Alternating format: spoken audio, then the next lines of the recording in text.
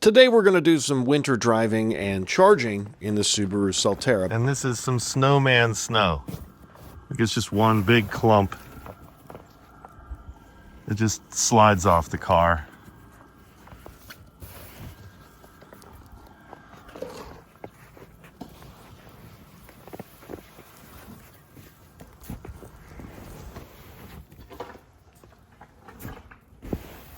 Now that looks like heated wiper park to me. That is exactly what that looks like.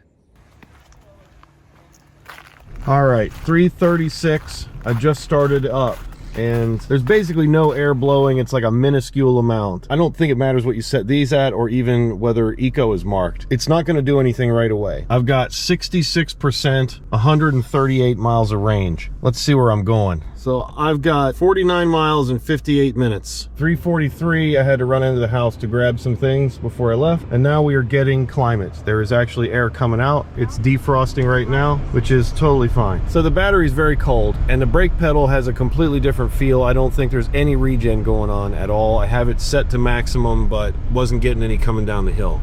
So cold battery. Getting ready to hit the highway. I cleared my history, so we're gonna find out what kind of performance we're gonna get here. I'll let you know. We're getting a very dreary 2.6 miles per kilowatt hour and the conditions suck. It's 35 degrees. I'm going 55 miles an hour. Of course, there are so many road work areas on this road that 55 is the only thing that makes sense. There's no reason to speed up. You just have to slow back down. Haven't been doing lane centering. I guess I should try that. Yep, it's on and it's working. So as I'm coming off of I-79 onto US Route 50, my regen has basically come back. And I also just love the way the Subaru rides on the interstate. The big fat tires make it perfectly comfortable and easy. And I gotta brag on the lane centering a little bit. It works fantastically well. You forget you have it turned on. So much more relaxing. Subaru strikes again, 3 miles per kilowatt hour.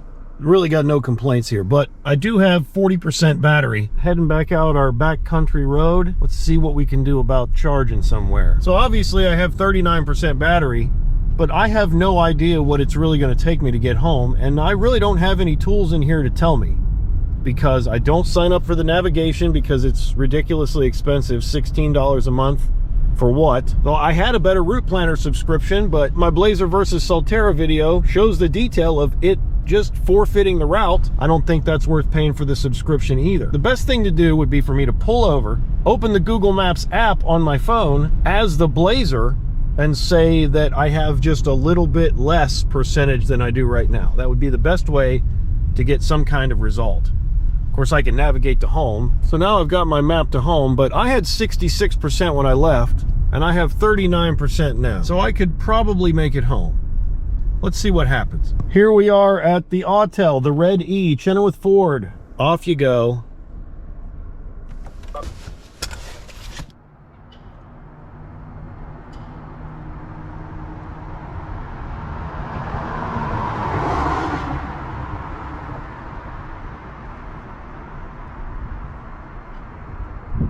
$40 fold. All right, now it says plug in my car. Let's see if it works.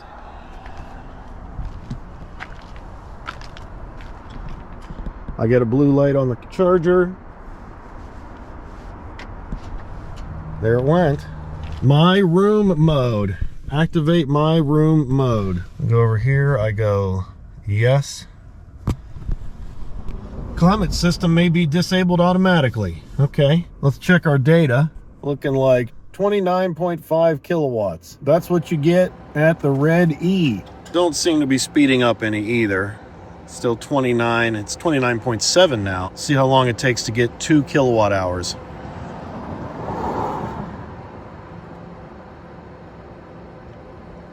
Okay, 2 kilowatt hours.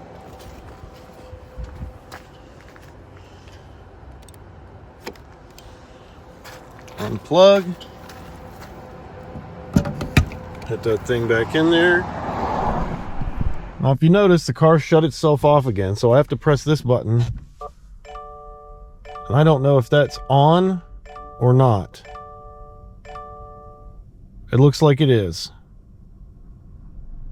Okay. Oh, that's not a good noise. That was a very loud humming. I hope that came through on the microphone. Not a good sound. I've sped up a little bit. Got the cruise set at 70, which is really 68, but we are cruising now. Still 3.1 miles per kilowatt hour, and the reason I sped up is because it looks like it's not going to drop below freezing tonight, 35 degrees. I am pulling back into town, 3.2 miles per kilowatt hour. I got 14% battery. If I was going to continue this trip going east like I would in the Blazer, or any other vehicle for that matter, I would stop at Friendsville, especially in this car, because I couldn't imagine sitting somewhere forever. But the superchargers are faster. Basically, the fastest you can get away, the better. I would probably do Friendsville and then Grantsville and then the Cumberland supercharger. Either way, what I need to do is make it to Friendsville. I'm going to see if I can math that out right now. And remember, I don't know what percentage I'm going to arrive at. None of that data is going to be available to me in the Subaru. There's the Electron Vortex Plus.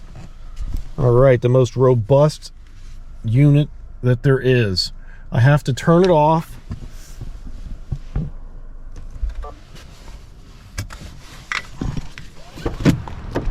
Take Electron, plug it in. We are plugged in. Navigate to Friendsville, Maryland. 33 miles away. Well, 33 miles, that's 11 kilowatt hours to show up at the same percentage, which would be fine.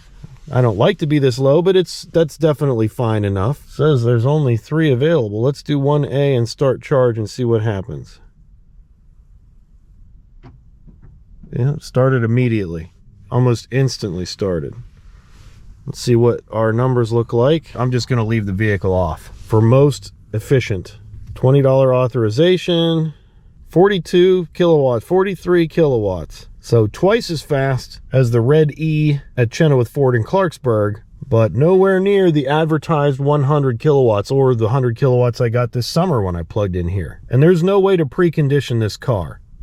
All you can do is plug it in and wait. So I'll get 11 kilowatt hours and I'll report back when I'm done. So it looks like we just continue to go up. So the battery is warming up as we go. And if I really did have to travel a long way, I would probably stay until the charge limit for this session, knowing it takes this much effort to warm up the battery. There's your 11 kilowatt hours.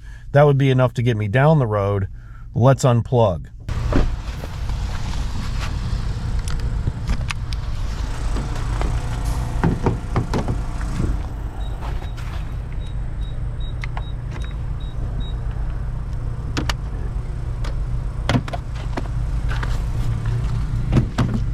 And I'm very curious to see if it makes that noise again.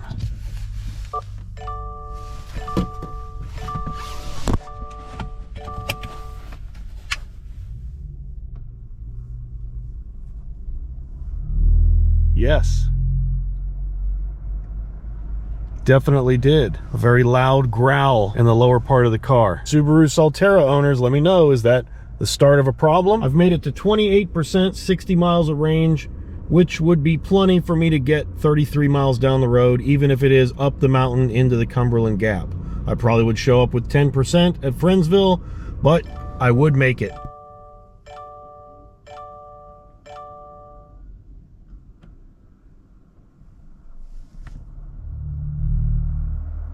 So I turned the car off and turned it back on again, and I got that same whirring noise. Must just be something when it's cold. Final number, 3.1 miles per kilowatt hour. Is this thing worth it? Does it make any sense? Join Patreon or become a YouTube member for early access to videos, and subscribe for more. We'll see ya on the next one.